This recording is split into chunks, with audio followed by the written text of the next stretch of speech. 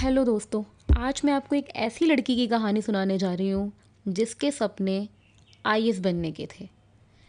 दिव्या एक 21 साल की लड़की जिसे लवाशना की गलियों में घूमने का शौक था। एक दिन दिव्या अपने कमरे में बैठी अपनी इतिहास की किताबें पढ़ रही थी। तभी खबर आई कि बाहर कुछ मेहमान आए हैं। वैसे तो दिव्या के घर में रोजाना मेहमानों का आना जाना लगा रहता था, क्योंकि दिव्या के पापा किसी पार्टी विशेष से जुड़े हुए थे। लेकिन दिव्या के घर पधारे आज के मेहमान कुछ खास और वजह से आए हुए थे।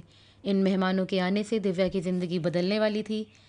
दिव्या को मिनटों भर पहले नहीं पता था, तभी दरवाजे पर दिव्या की मम्मी आ जाती है और बोलती है कि बेटी, कल बाजार से जो तेरे लिए नए कपड़े लेकर आए थे वह पहन के अच्छे से तैयार हो जा। दिव्या खुश हो जाती है और प्यार भरे अंदाज में माँ से पूछती है कि क्यों माँ, हम कहीं घूमने जा रहे हैं। माँ जवाब देती है कि हाँ बेटा, आज तुझे ऐसी जगह घूमने जाना है जहाँ तेरी ज़िंदगी बदल जाएगी। अब दिव्या खुशी के मारे उछल पड़ती है और पूछती है कि मम्मी, क्या हम शिमला जा रहे हैं या फिर कहीं और जा रहे हैं। तभी मम्मी दिव्या से बोलती है कि बाहर तेरे ससुराल वाले आए हैं और ये कपड़े पहनकर तैयार हो जा, वो तुझे देखने आए हैं और शादी की बात पक्की करने आए हैं। जैसे ही ये शब्द माँ की जुबान से निकलकर दिव्या के कानों में जाते हैं, कुछ पल के लिए दिव्या की ज़िंदगी थम जाती है और कुछ मिनटों में लबासना के ख्वाब देख रही दिव्या पिछले कुछ मिनटों में लबासना के ख्वाब देख रही दिव्या की आंखों में आंसू आ गए और आंसू भरे आंखों से दिव्या बोली, माँ, पर अभी तो मेरी उम्र पढ़ने लिखने की है, कुछ करने की है। माँ, मेरी ज़िंदगी का सिर्फ एक ही लक्ष्य है, वो है आईएएस बनना और लवासना जाना। दिव्या आंखों में आंसू लिए माँ को लवासना में टॉपर्स की मस्ती वाले वीडियोज़ और फ़ोटो दिखाती रही कि माँ, मुझे बहुत कुछ करना है, देश से गरीबी को हटाना है। तभी दरवाजे पर पापा की दस्तक होती है और दिव्या एकदम शांत हो जाती है। पापा आते ही बोलते हैं, अरे तू अभी तक तैयार नहीं हुई? बाहर दुबे जी कब से इंतज़ार कर रहे हैं। लड़की को देखने का मुहूर्त निकला जा रहा है। दरअसल दुबे जी की फैमिली जिसे दिव्या की शादी कर दी गई थी, बड़े ही अंधविश्वासी किस्म के लोग थे और बहू का घर से बाहर निकलना बदनामी समझते थे।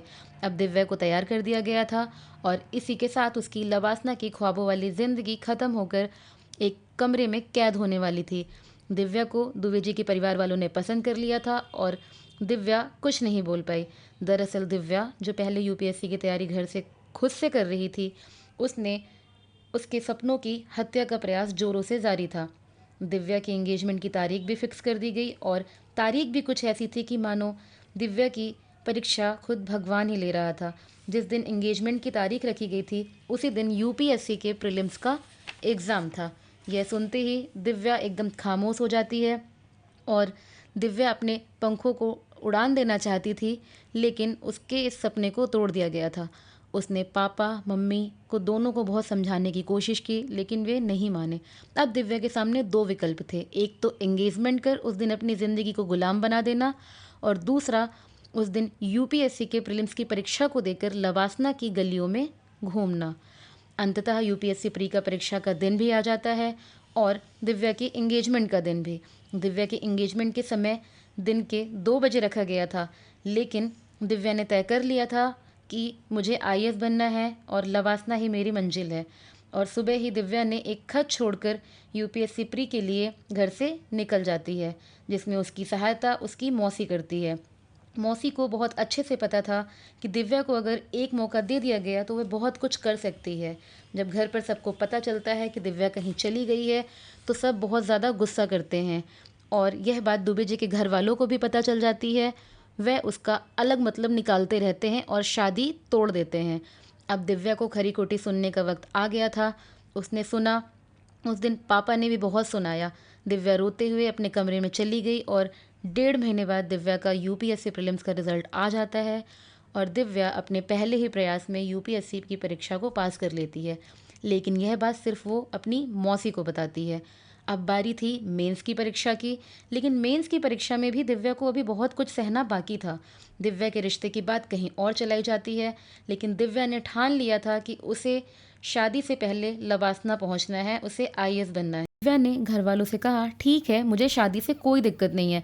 लेकिन 3 महीने बाद दिव्या को लड़के वाले फिर से देखने आते हैं। लेकिन इस बार दिव्या की किस्मत कुछ ज़्यादा ही अच्छी थी कि लड़के वालों को दिव्या नहीं पसंद आती और वह बहाना बना देते हैं कि आपकी बेटी सिर्फ बीए पास है और हमारा बेटा आईआईटी से बीटेक कर महीने के लाखों कमाता है।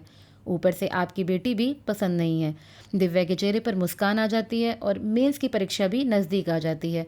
दिव्या मौसी के सहारे मेंस की परीक्षा देती है और मेंस में भी दिव्या पास हो जाती है। दिव्या के मेंस का एग्ज़ाम पास होने पर दिव्या से कहीं ज़्यादा आज उसकी मौसी खुश थी।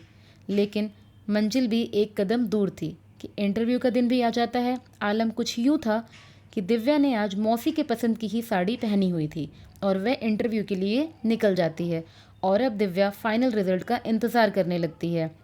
न्यूज़ में पहले से ही आ जाता है कि आज यूपीएससी का रिज़ल्ट आने वाला है। दिव्या बार बार बेचैन थी। वो बार बार यूपीएससी की वेबसाइट को रिफ़्रेश करती रही और देखती रही कि रिज़ल्ट आने वाला है। अचानक रिज़ल्ट को अपडेट कर दिया जाता है। यही तकरीबन शाम के 5:30 बजे थे कि दिव्या ने अपना रोल नंबर रिज़ल्ट की पीडीएफ में ढूंढना शुरू किया। दिव्या की धड़कनें तेज़ हो गई थी क्योंकि यदि आज इस पीडीएफ में दिव्या का नाम नहीं हुआ तो उसकी ज़िंदगी कैद होने वाली थी। तभी दिव्या की नज़र 78वें नंबर पर पड़ती है। वह रोल नंबर मिलाती 0092548, नाम दिव्या। दिव्या बार बार रोल नंबर मिलाती और विश्वास दिलाने की कोशिश करती रही कि दिव्या ने यूपीएससी में 78वीं रैंक लाकर इतिहास रच दिया था। जी हाँ, दिव्या ने यूपीएससी में टॉप कर दिया था। तभी मौसी ने उसके पापा को बताया और उस दिन पापा खुद को माफ़ नहीं कर पा रहे थे। लेकिन दिव्या को लबासना की मंजिल मिल गई थी और दिव्या लबासना जाने की तैयारियों में लग गई, जहां दिव्या के सपने उसका इंतज़ार कर रहे थे।